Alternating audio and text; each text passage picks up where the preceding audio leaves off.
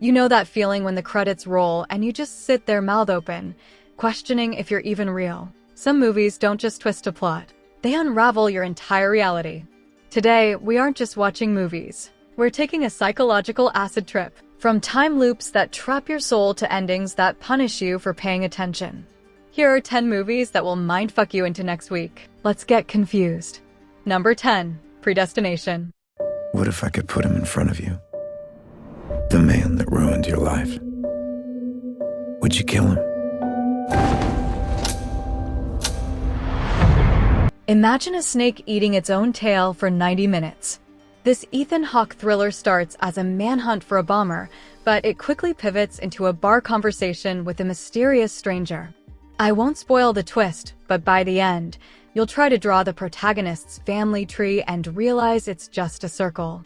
It asks the grossest question in sci-fi.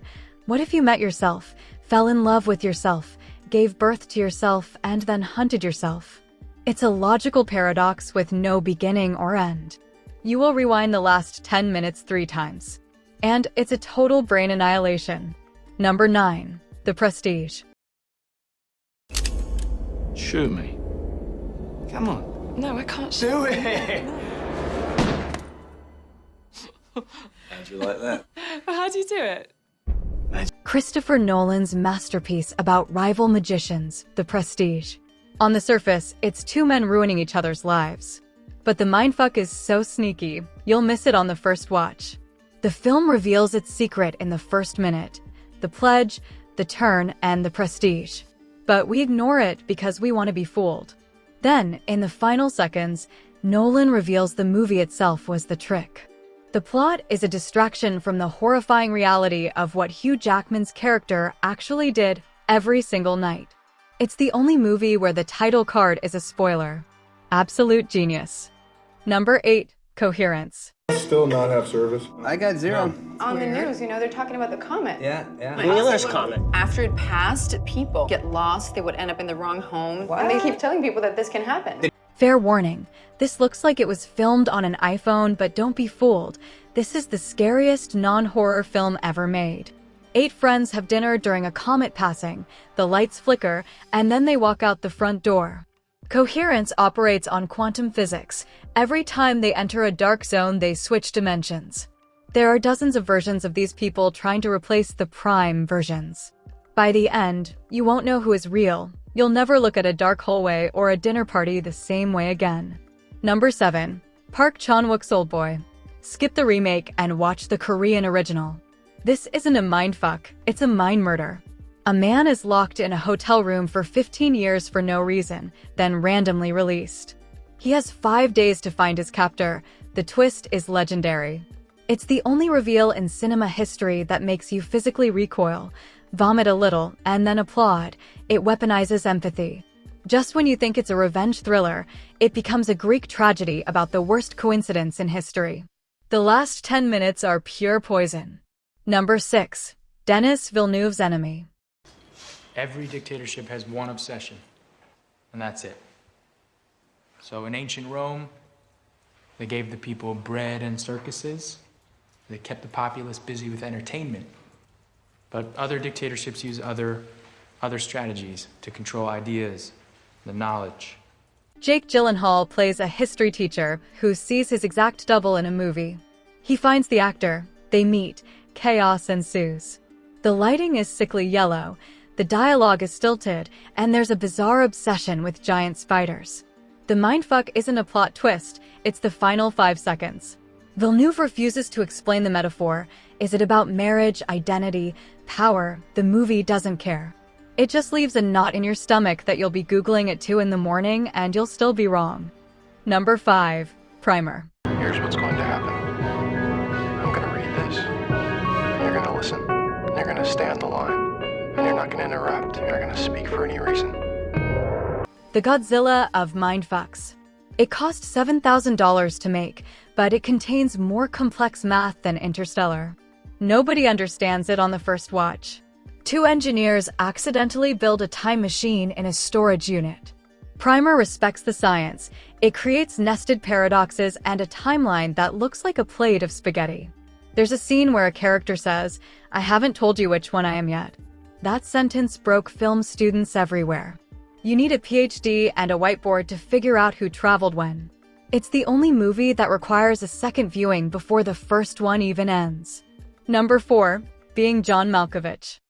Excuse me, sir, exactly what type of service does this company provide? You get to be John Malkovich for 15 minutes. 200 clams. Spike Jonze and Charlie Kaufman created something so weird, it should be illegal. A puppeteer finds a portal into the head of actor John Malkovich. The mindfuck is structural. We go inside Malkovich's brain where everyone only says one word, Malkovich. This movie asks, if you could live inside a celebrity's head, would you lose your soul? The answer involves a lesbian love triangle, a chimp, and the existential horror of becoming someone else. It's funny, sad, and terrifyingly logical. Number 3, Darren Aronofsky's Mother, with an exclamation point because God is shouting. Just let me go. I need one last thing. I have nothing left to give. If you watch this as a home invasion thriller, you'll hate it. Watch it as an allegory. The mindfuck is the scale. It starts as a quiet drama, then becomes a horror movie, a war film, and finally a biblical epic, all inside one house. The twist? You are looking at the entire Bible and the destruction of Earth. The audience doesn't realize they're the villains until they see themselves eating the baby. It is the most exhausting, brilliant metaphor ever filmed. And yes, you'll need a shower afterward. Number 2, Inception. There's one thing you should know about me. I specialize in a very specific type of security. Subconscious security. You're talking about dreams? But not for the reason you think. The dream within a dream is great, but the true mindfuck is that final shot. For over a decade, we've argued, does the top fall? Is Cobb dreaming? Here's the real trick, it doesn't matter. Cobb walks away without looking, he chooses his reality. The movie doesn't trick the character, it tricks us. By cutting to black, Nolan forces you to realize you've been watching a man abandon his children for a fantasy, and you fell for it. You cared more about a spinning toy than his soul. Absolute genius. Number 1, the king of the mindfuck, Memento. I have this condition.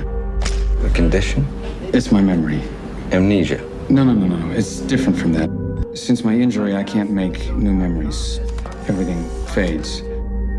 If we talk for too long, I'll forget how we started. Next time I see you, I'm not going to remember this conversation. You know the gimmick. The story moves backward. But the true horror isn't the chronology, it's the premise. Leonard has no short-term memory. He tattoos his body to remember who to kill. But the closing monologue reveals the ultimate mindfuck.